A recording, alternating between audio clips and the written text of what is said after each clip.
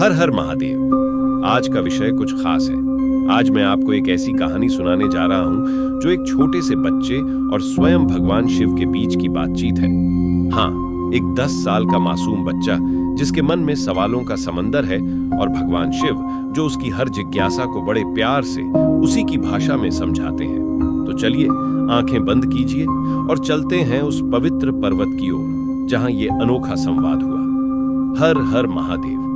एक बार की बात है, हिमालय के एक शांत ठंडे जंगल में बर्फ से ढके पहाड़ों के बीच एक छोटा सा गांव था। उस गांव में रहता था नन्हा सा शिवू। हाँ, शिवू 10 साल का एक चंचल जिज्ञासु बालक। उसका नाम तो शिवू था, पर उसका दिल भगवान शिव का भक्त था। हर दिन स्कूल से लौटकर वो पास के मंदिर में जाता, शिवलिंग पर बेलपत्र चढ़ाता और मन ही मन कुछ न कुछ सवाल पूछता। एक रात शिवू को सपने में एक अजीब सी आवाज सुनाई दी। शिवू, कल सूरज उगने से पहले उस गुफा में आना जो गांव के बाहर है। शिवू की आंखें खुल गईं। उसे नींद नहीं आई। सुबह होने से पहले उसने अपनी छोटी सी थैली में एक सेब और पानी की बोतल डाली और चुपके से उस गुफा की ओर चल पड़ा। गुफा में अंधेरा था, पर वहां एक अजीब सी नीली रोशनी थी। शिवू डरते डरते अंदर गया और अचानक सामने देखा तो भगवान शिव स्वयं बैठे थे। त्रिशूल, डमरू, जटाएं और वो शांत मुस्कान। शिवू की आंखें चमक उठी। महादेव, आप यहाँ? सचमुच? हाँ शिवू, मैंने तुझे बुलाया। तेरे मन में सवाल बहुत है ना? पूछ, जो पूछना है। शिवू ने अपनी थैली से सेब निकाला, शिव जी के सामने रखा और बोला, महादेव, ये सेब लाया हूं आपके लिए। लेकिन आप इतने बड़े भगवान हैं, आपको ये छोटा सा सेब कैसे पसंद आएगा? भगवान शिव हंसे। शिवू, मुझे सेब का स्वाद नहीं, तेरे मन का प्यार चाहिए। ये सेब मेरे लिए अमृत है, क्योंकि तूने इसे अपने दिल से दिया। शिवू की आंखें चमक उठी। उसने हिम्मत जुटाई और बोला, महादेव, आप हमेशा इतने शांत कैसे रहते हो? मेरे स्कूल में तो बच्चे रोज झगड़ा करते हैं। मैं भी कभी कभी गुस्सा हो जाता हूं। शिवजी ने अपनी जटाएं हिलाई और बोले, शिवू, गुस्सा एक आग है।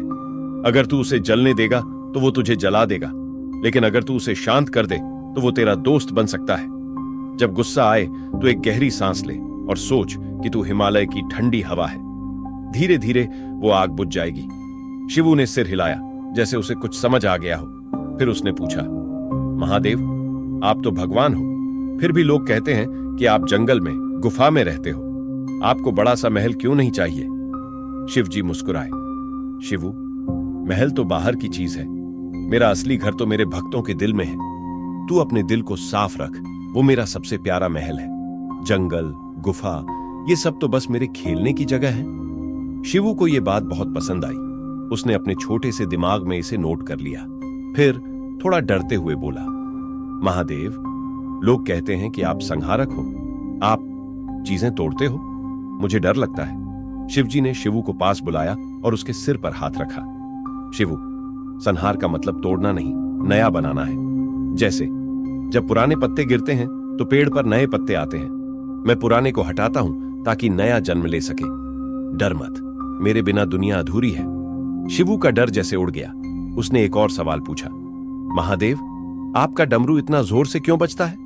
मेरे दोस्त कहते हैं कि यह दुनिया बनाता है। शिवजी ने डमरू उठाया और हल्के से बजाया, ढम ढम। शिवू, ये डमरू दुनिया की धड़कन है। हर धड़कन में जिंदगी है। जब मैं इसे बजाता हूं तो सारी सृष्टि मेरे साथ नाचती है।